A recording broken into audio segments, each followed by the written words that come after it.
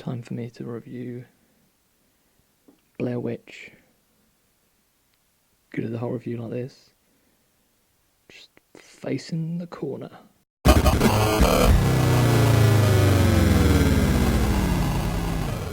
Hello everybody, today I am reviewing Blair Witch on the PS4. Blair Witch first came out on Xbox 360 and Microsoft Windows on August 30th and then was released on PS4 on December 3rd. Blair Witch is set 2 years after the original film. This is set in 1996, where the original film was set in 1994. The original film came out in 1999, and this time around the story is that a boy has gone missing in the woods. The police are searching for him, and Ellis, our main character, is going to join the search party with his dog, Bullet. Now, the Blair Witch Project, first released in 1999, was a very effective film. It was a film, one of those sort of first in the found footage genre. There was films before that, but this one sort of hit it off and paved the way for more found footage films.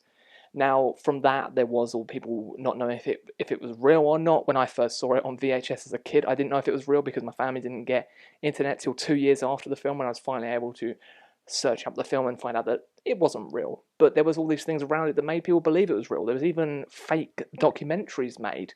There is a lot to the Blair Witch Project. And in 2016, we got the remake, sequel, Blair Witch, because it was them searching for the woman from the first film, because it was one of the people in Blair Witch.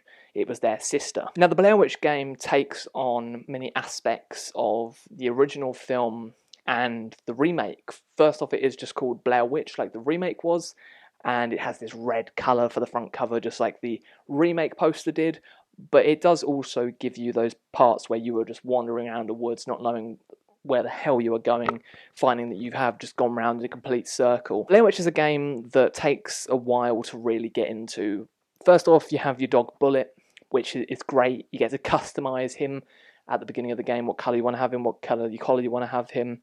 It's a nice little thing that they've put into the game. The graphics from that opening look a bit PlayStation 2 at points when you're in the woods. It's just a lot of repetitive things happening. The cutscenes, however, do look brilliant, and when we do get round to the final part of the game, all of a sudden the graphics just change up and become something a lot better. There is parts where things are like haunting you, and there's leaves just rustling around, and it doesn't look great. The things that haunt you in the woods, you have to shine light at them, and that also doesn't look too good. But when you really get your teeth into this and really get to the finale of the game, it becomes generally very, very creepy. There are parts where you are walking around the woods and you start hearing branches crack or leaves crack, and you're like looking around, not wondering what's going on, and it's sort of taken that from the Blair Witch Project. The woods, it's great to be set in these woods and the aspects of it. And the one great thing about it is you do find a camcorder this time, and there's something very, very interesting with that camcorder. When you find red tapes in the game, you can watch the tapes, and you'll be in the surrounding where the tape has been shot, and you can change your surroundings to make things that were in that tape appear. So if you have a tape where a door has opened, but you get to that door and find it is locked, you can watch the tape and open the door, and this is a really interesting thing that has been put into the game. But what I want to speak about most is the finale. So throughout the whole game, you are looking for this child, and you get to see tapes of what's happening with this child, and there's weird things going on in the woods. I'm not going to completely spoil this today. I don't want to give away spoilers, but it's you searching the woods, finding tents, finding the pictures of people facing the corner like the witch makes them do. And it's a lot of searching for a long time in the woods, having to find certain things to get further in the game. But when you finally get to the house, a big aspect of the original film, I'm not ruining anything here, it's just something that happens. When you finally get to that, the game finally lets itself go and just becomes crazy. It's a really fun finale which gets under your skin, is creepy, has the whole face the corner. And what is great about the whole face the corner thing is that there's parts where you have to face the corner, but the thing will start trying to move the camera, so you've got to keep your finger on the analog stick to make sure that you don't move away from facing the corner. And that's where it's effective as a Blair Witch game. I know we did have a game before, but I can't really remember much about that, and I know that was on PC. But this one I feel gets all the aspects right of Blair Witch. Our main character, Ellis, he does have PTSD. There's this whole thing about war put into the story to add a bit more depth to this guy's story instead of just being a person in the woods. It's more to show that he is sort of a damaged person as well, and there's things not going very well in his life, and him being in these woods probably wasn't the best idea for him. The great thing about having the dog Bullet as well, at points you can have him seek things for you.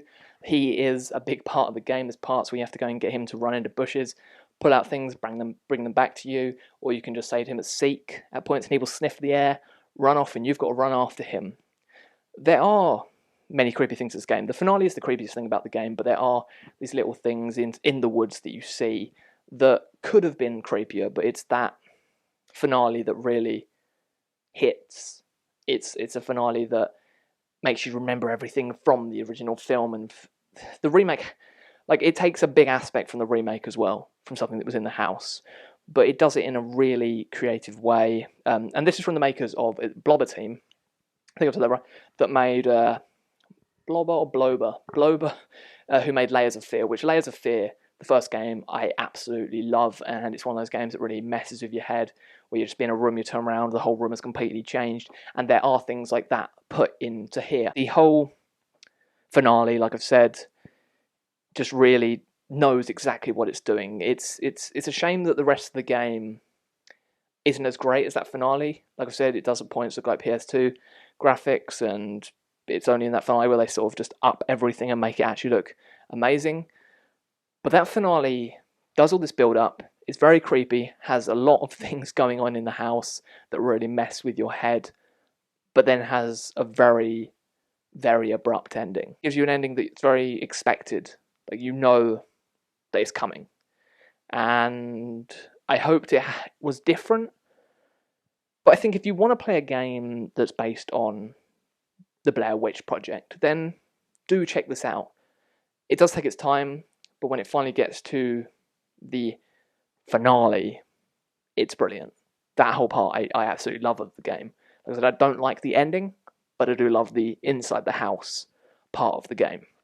It's a game that you can get through very quickly. It's currently $19.99 on the PS4 store. So this is my review of the PS4 version. I don't know if Xbox and Xbox One and Microsoft Windows are any different, but if you have played Blair Witch, the game, let's talk about it in the comments down below. So what you thought of it, so if you enjoyed it, if there's any other horror games you want me to review, then say in the comments down below. It's just, I want to get out more stuff like this. It's fun to review these type of things, and Blair Witch is a game that I think is worth checking out.